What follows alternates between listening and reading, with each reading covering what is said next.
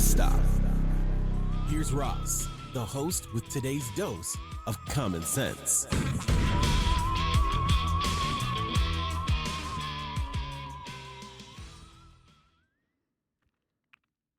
Hey, hello everybody. Welcome back, and more of the fantastic drama that is fallout from that Ross Coldheart expose where they were gonna, this is absolute disclosure this time around. We have a guy who used to work for the UFO retrieval program, only they didn't.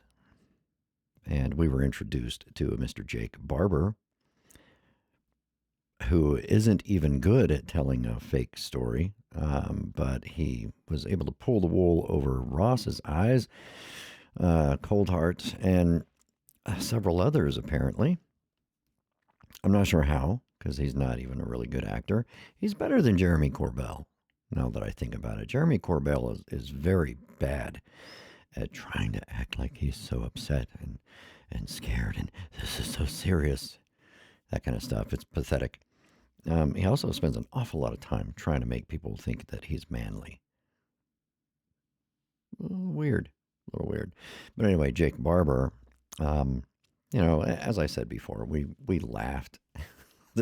It was the most entertaining thing we had seen on television for a while. And it was just because it was so ludicrous and so full of bullshit that we just couldn't help but laugh at poor Mr. Barber, who was having an emotional experience when he, psychically connected with this alien spacecraft. Stupid. Really stupid. But anyway, my take on it aside, there are other people. Sorry, my English. It's my second language. It's not really. It's my first language. I just sometimes stumble a lot. So there is an account that I wanted you to check out on X, because they are going after Mr. Barber pretty hard.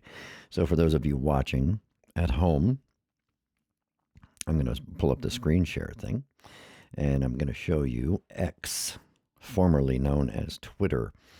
But it's the average Chris, who used to go by Paranormal Chris, and his, what do they call him now? Usernames? I don't even know what they call them. Tags, whatever. His name, his account on X is at Aerotech Space. So it's Aerotech _space. At AEROTECH _SPACE. And Chris happens to be an Air Force veteran, United States Air Force veteran, for those of you in the international community, USAF, if you're watching it, that's in his profile. That stands for United States Air Force. And he took exception to Mr. Barber's DD-214. And he was not the only one. I didn't really pay much attention to that. I just sort of gave it a cursory glance, and I saw that he was an aircraft mechanic. And so I just sort of ignored it from there. I'm not an Air Force guy, so I don't have a lot of experience in the Air Force as far as their jobs and, their MOSs and different schools that they would need to go to. But Chris, being an Air Force veteran, and a few other Air Force veterans that he's been interacting with online, have really been tearing apart his documents that were posted on the Ross Coldheart, whatever you call them. I don't know. What do they call those? Special programs, special events, or I don't know. It's a series of bullshit on, News Nation station. That's really the only thing on there that I found entertaining. At least it's entertaining, but it's very poorly done. But going back to this, the average Chris has gone through, and they've looked at his documents. They've torn them apart. Apparently, all of his claims of being a combat control technician, I think they call them anyway, CCTs, combat controllers. It's part of Air Force Special Operations stuff. And his claims of having done that, job as a CCT in the Air Force are all utter nonsense, of course. But they have really picked it apart, and he in no way could have ever held the title of a CCT as an occupation. So another account that you might want to pay attention to on X is Osiris, and that is at OSIRISUAP. And he has been doing or she, I don't know. I don't know these people, but has been doing a pretty interesting job of exposing a lot of the bullshit in Jake Barber's story. And he's taking apart some of the acronyms and different things that Jake threw around in his story and explaining why it's just not possible. And in this case, actually using U.S. code as references in DoD manuals. So it's pretty interesting. Poor Jake. And he is not replying to a lot of this stuff. I know that Chris has essentially challenged him to come forward and explain himself. Explain why these things don't match up. Explain why your DD-214 doesn't align with this bullshit story that you told Ross Coulthart and the world on Saturday evening.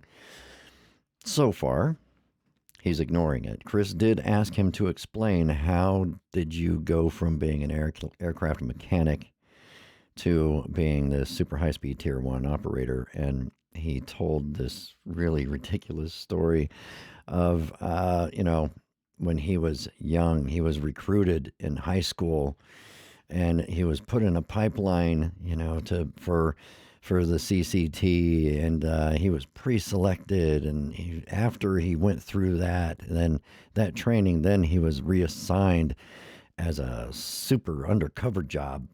That was his undercover job. Here's what he was saying about it, by the way.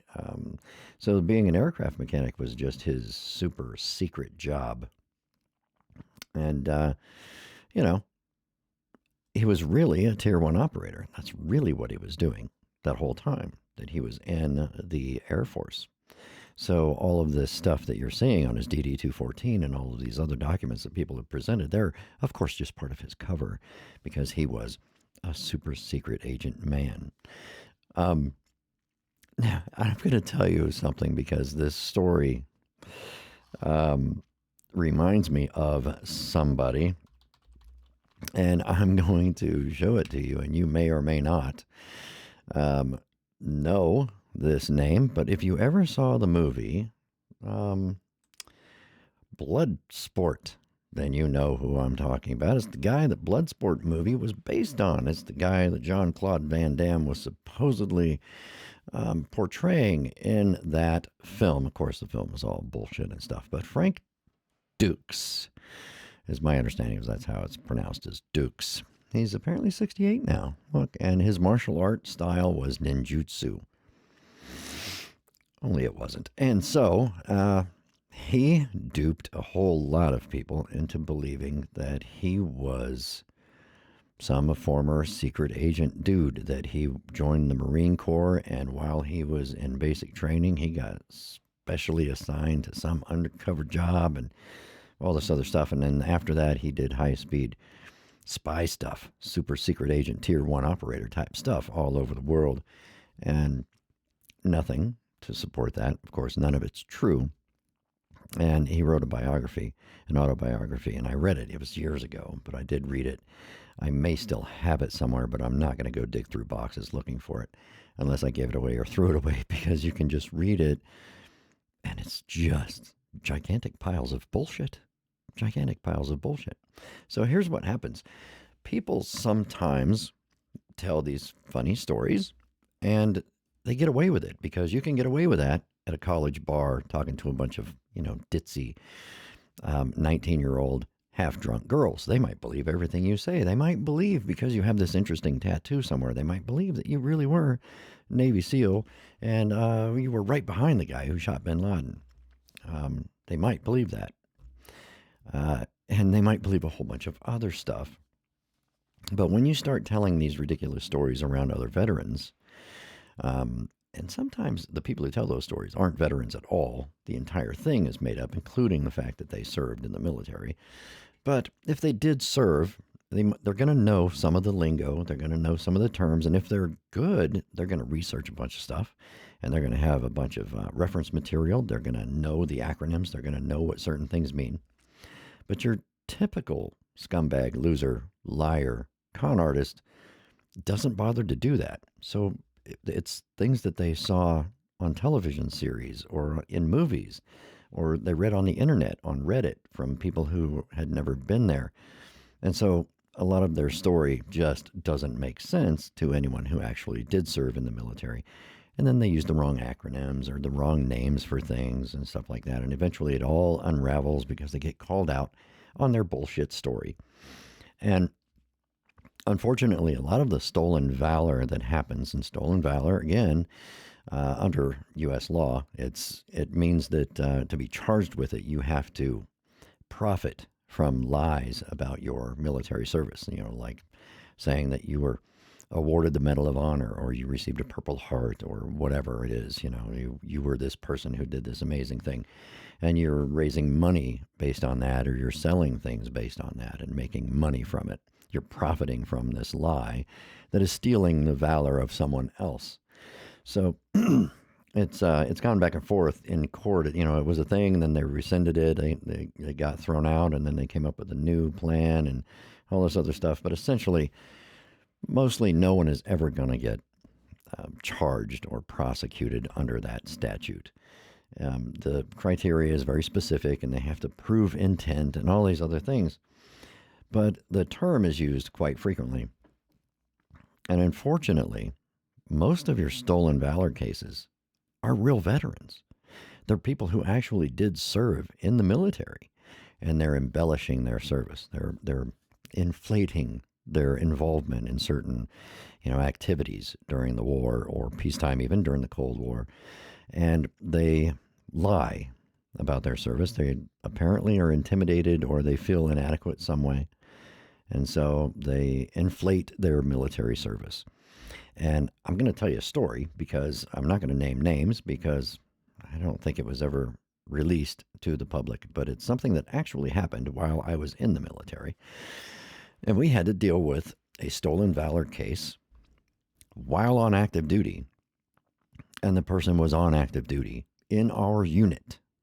And he came from another unit. He transferred in, and he volunteered to deploy with us. And he arrived with documents and fancy things like a graduation certificate from Ranger School, a former assignment to, I think, 3rd Battalion, 3rd Ranger Battalion in the regiment, and combat tour. He was wearing his, now I'm going to use terms that most veterans probably won't even understand, but he wore the scroll, the Ranger scroll, as his combat patch, which is the patch that you put on your right sleeve.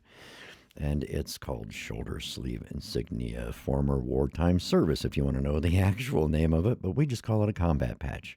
And it goes on your right sleeve, up on the shoulder. And that represents the unit that you served in combat under. And it can be, in the old days, it used to be like a command. So if you went with the 1st Infantry Division, you may be a member of a unit underneath that division, but you would wear the 1st Infantry Division patch as your combat patch. Or, if you were a support element for some other thing on a deployment, and there were certain criteria that you had to meet, and you could wear their patch as your combat patch. A lot of our units, by the time, around 2012, when I was in Afghanistan, they just started using the lowest level unit that you were a part of as your combat patch. So a lot of us thought that was weird, because you wound up wearing your unit patch that you're actually assigned to as your unit patch, and you wore the same patch as your combat patch. So it looks better if they mix them up. So a lot of people were like, this is dumb. Anyway, that's inside baseball. But that's a term, I don't think I've ever used that term until now. But we're talking inside baseball. So back to this guy. He wore a Ranger tab as being a Ranger School graduate. He had the Ranger scroll as his combat patch. He had four, I believe, 3 or 4 Purple Hearts on his record, and he had a Bronze Star with V and a Combat Infantryman's badge. He was an infantryman, 11 Bravo, but had all of these things. E6 rank, Staff Sergeant, and they put him in a position of importance within the unit when we arrived in country. And again, for people who are unfamiliar with those terms, that means when you got into the combat zone, when you were in the country where the war is happening, I guess is a simple way to look at it. But it took about 2 weeks for them to figure out that it was all a lie, that it was all bullshit, because the responsibilities that he was given, he didn't know how to accomplish them. And anyone who had been through the training that he had claimed to receive and the experiences that he had claimed to have would have known how to do these things. So his inadequacies in his understanding and his knowledge of his job became like a glaring thing, and people started questioning what was going on. So a simple records search went on, and a simple, email to the Ranger School and things like that. All of a sudden, all of these messages started coming back, and they were like, no, there's no record of that. He was never in our unit. He was never there. He never deployed with us. He never did this, blah, blah, blah, blah, blah. And it was all a lie. And he was putting people's lives at risk by claiming that he could do all of these super special, special operations things and being placed in charge of other people. And so all of those people underneath him were at risk because he was making stupid decisions and improper decisions. So it resulted in him being tossed all the way out of the military. And it was an ugly affair, but we got rid of him quick, fast, and in a hurry, as they say. But that was stolen valor that used to happen inside the military. And so no one is immune to it. You're going to run into somebody who's going to do that. They're going to inflate their involvement in something, or they're going to embellish their career. And it's always bad, and it's always wrong. The thing that a lot of veterans struggle with is why would you do that? In this guy's example, he was a combat veteran. He was an infantryman. He served in an infantry unit in the combat zone. He had already done 2 tours. But he didn't have his CIB, which means he didn't get in a firefight while he was there. And so he didn't have a reason to receive a CIB. And I don't know, something about being an infantryman and deploying twice and not having to shoot anybody didn't sit well with him. So he started making up these stories. And as far as the scroll goes on the combat patch thing, if you deploy in combat as a ranger, as a part of the Ranger Regiment, you get to wear the scroll of that unit, like the 3rd Battalion or whatever it is. I think it's 1st, 2nd, and 3rd Battalion. I'm not up to speed on all of the Ranger units, but I think there's still only 3 battalions, I think, in the regiment. But you wear their scroll, the actual unit patch. If not, you have to wear if you're not a Ranger and when you deploy with them, like, I don't know, you're in a support element or something, you don't wear the scroll, is my understanding, because you weren't a Ranger when you earned that combat patch. So you get like the generic Special Operations Command combat patch or something like that. And it works out somehow that way, where at least it did at that time, where only if you were Ranger qualified, serving in a Ranger regiment and deployed to a combat zone with the Rangers, were you able to wear the scroll as your combat patch. So there was a whole lot of wrongness going on with that. And you get a lot of other people who do those sorts of things. And we just, the thing that's hard to understand is, why can't you just be proud of your service? Not everybody is a Navy SEAL. Not everybody shot bin Laden. Although you might wonder just how many people shot bin Laden based on all of the stories and the books and the movies and the TV shows and the, fake confessions on X and YouTube and stuff. But that's really what troubles a lot of us, is you have no reason to not be proud of your service. You joined, you served honorably, you did what the government asked you to do. Even if you served during peacetime, you signed your name on the dotted line and said, I'm willing to give my life for my country, even though you didn't have to, or it didn't, you were never placed in a situation where that might be necessary, you still volunteered to do that. So that's something to be proud of. And I think a lot of people just feel inadequate.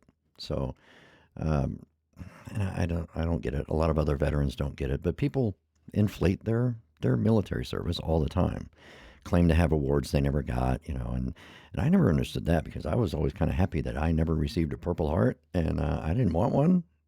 I didn't want to have to get shot or take some shrapnel or lose a part of me in order to get a certain award. So it's not something that I would walk around going, I got a Purple Heart. Well, I don't know. It doesn't seem very much fun to me.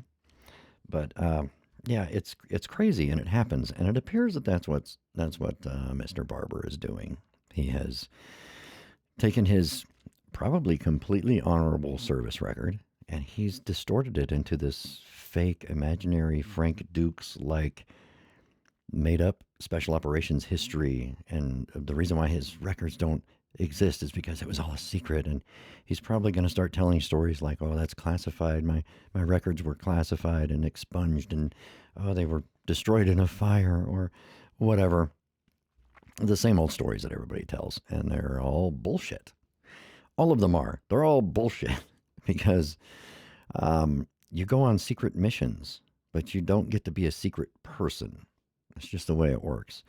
And I know there's going to be people that say, oh, yeah, well, blah, blah, whatever. Whatever, dude. Your DD 214 will tell you where you were assigned and what schools you went to, even if you are a super secret Delta Force commando. Your DD 214 still says what schools you went to, what awards you were given, and what your unit of assignment when you were discharged, all that stuff. So there are secret missions. There just aren't secret soldiers and SEALs and sailors and airmen. I will tell you an interesting story that you may not believe, but there's a thing called sheep dipping. And if you ever read any of Richard Marcinko, may he rest in peace, any of his novels or his autobiography, Rogue Warrior, and stuff like that, you've heard the term or read the term sheep dipped, where they would take people, members of the military, and they would swap some paperwork around, and then all of a sudden you're working for the CIA. But you are still in the military, but you're sort of like transferred. You're on loan to the CIA. I don't know if they still do this practice. I know that there are a lot of former military people who leave the military to go to work for different intelligence agencies and things like that. And that's not being sheep dipped because you just retired from the Navy as a SEAL and you're going to go to work for the CIA, for their special activities or ground branch or whatever you want to call it. So it's not quite the same thing, but I did know a guy. I don't know if he's still alive, but it was when I knew all the guys, when I was hanging out with all the guys from Soldier of Fortune magazine. He spent 15 years sheep dipped into the CIA from the Marine Corps. And he was a Vietnam vet, and they were like, hey, we like the cut of your jib, mister. How about you come over here and help us for a while? And he did for like 15 years until he retired. But when he retired, his retirement papers says he retired from the Marine Corps. Interesting little factoid there. It doesn't say he retired from the CIA because he didn't. He was still a member of the United States Marine Corps when he retired, when he served all those years helping the CIA. So it's an interesting little factoid about how things can happen. But there's always evidence. There's always a paper trail. There's always something that you can show someone and say, this is what I did. Because the government, if they can't do anything else, they're really good at generating paperwork for people to have and to sign and to lose and then to have to resubmit because the government lost it 3 times, like I had to do with my stepdaughter's birth certificate. It took me 4 tries for the government to actually get it into the system without losing it. And that was over a period of about 2 years, 3 years. So anyway, that's another thing the military is notorious for, is just losing shit, especially if it will help you and you need it. They'll just lose it. But anyhow, all those stories that Jake Barber was telling and all of the schools and all the super secret soldier stuff that he did, apparently bullshit. And we knew it was bullshit to begin with. I mean, I did. Anybody who served in the military knew the story that he was telling was bullshit, because we've heard so many other people tell these stories, and we all know that they're fake. You can get away with that shit, like I said, when you're talking to a bunch of junior high students or a bunch of drunk girls in a bar, but you can't tell those stories in front of other veterans, and you said it in front of God and everybody on television worldwide. And so it didn't take very long for a bunch of other service members to go, wait a minute, what's this fucking guy saying? Right? And so he's going to ignore everybody. He's probably going to delete that new X account that he has eventually, because they're going to air his whole interview, and that's just going to open up a whole other can of worms, because he's going to say even more stuff. He's going to give even more detail about what he did as a super secret soldier guy, you know. And that's just going to be fodder for the masses out there in veteran land, who are just going to rip the thing apart and rip him to shreds, figuratively.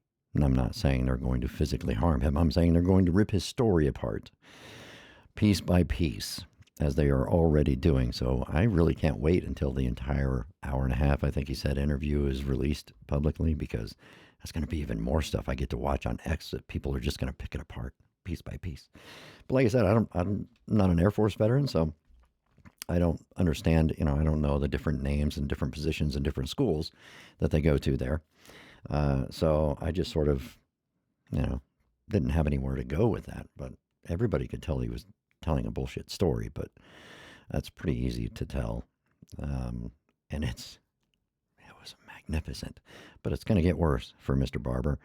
And the one thing that veterans don't like is stolen valor, because so many people have gotten away with it forever.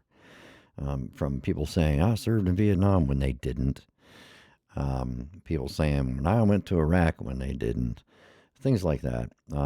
Or when I was in Afghanistan, I got into this big firefight and I got wounded. And all these things that people say that never happened.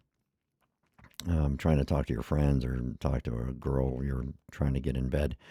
That's one thing, but when you start talking about those things in front of other veterans, then you're at risk of getting an ass kicking, basically, is what I'm trying to say. Oh man, I should tell you another story. There was another story, but I'm not going to tell you that right now. If Stolen Valor comes up again, I'll tell that story. But somebody might have to remind me. Remind me of the guy who had 5 combat patches in his shoulder pocket.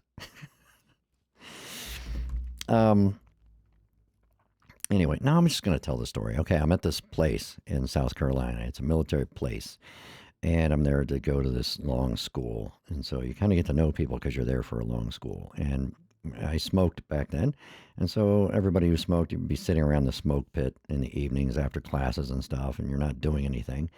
And most of the time you weren't allowed to leave post until the weekend and stuff like that. There were all kinds of restrictions, even though we were all had served a number of years. It was still, they treated you like you weren't allowed to leave their site or something while you're in this school. And people were talking around the smoke pit, and this guy was talking about his time in Fallujah. And he apparently had been a prior Marine. And that has happened a lot. I wound up meeting a lot of guys in the Army National Guard who used to be Marines. Because, you get out of the Marines, you go home, you want to keep serving some way as a reservist, but there may not be a Marine Reserve unit near you. So the next thing you do is go to the Army National Guard. And so there were quite a few former Marines, or just Marines, in the National Guard. And he was talking about his time at Fallujah and some not special, but specific unit that he was with, and that they went and did these things. And I don't know, he was just telling the story to all of us. I don't have any idea. I never went to Iraq. I went to Afghanistan. I never saw Fallujah other than, pictures.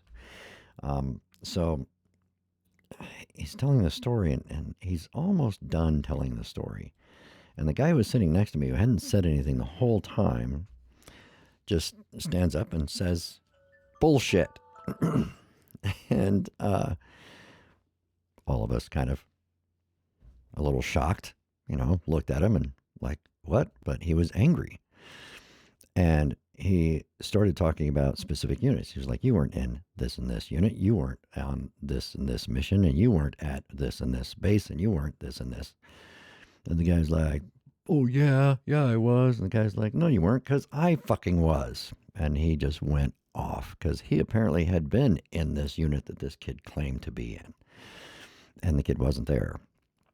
And he had been on several tours already. And it was interesting because you can acquire this thing. He had 5 or 7, I forget, but he opened his pockets on his uniform. He started throwing his combat patches at the guy, saying, hey, I was there too. You're going to try to make up a story about this one too?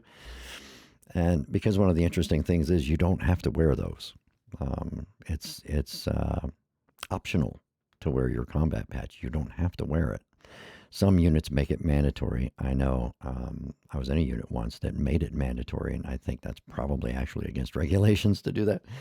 But you don't have to wear them, and he didn't wear one. So a lot of people didn't think that he had been deployed yet because he was in a long school, and he was an E5. But so, he wasn't wearing a combat patch, so a lot of people just assumed he hadn't deployed. And they were all wrong because the guy had spent 3 years in the war so far between the Marine Corps and the Army, and he just chose not to wear his combat patches.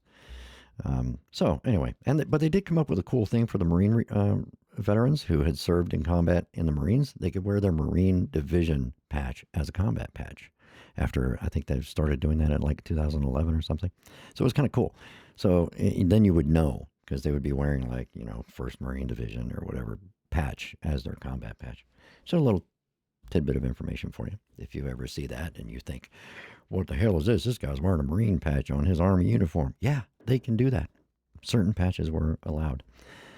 So it's not going to be a case of stolen valor if you see that. And you're like, this person doesn't even know what patches go on the uniform. Yeah, he probably does. And it's probably going to be a lot of other Army guys who are going to be like, that's not an authorized patch. But yes, it is. So anyway, I'm looking forward to more of the Barber saga and more of Ross Coulthart's groundbreaking interviews and all those magnificent disclosures that we just can't wait to hear the rest of. But check out those things that are happening on X if you're bored, and go see how Mr. Barber is faring. Keep track of that. But I'll give you an update if there's something new that comes from all of that. And I appreciate those guys for digging into that stuff and bringing it up to the surface, because that's the only way we're all going to understand that these guys are grifters and they're con artists and they're frauds. And people need to stop putting them on television. And that includes a bunch of people, not just Barber. So I'm going to keep watching that and see how it goes. But until then, hey, stay safe. Go out there. Keep your eyes in the sky, Look up to the sky. You might see something interesting. Probably not. It's probably just an airplane. Thanks for listening to this episode of Really? Just Stop with your host, Ross. Make sure to like and subscribe on your favorite podcast platform so that you never miss a dose of some common sense.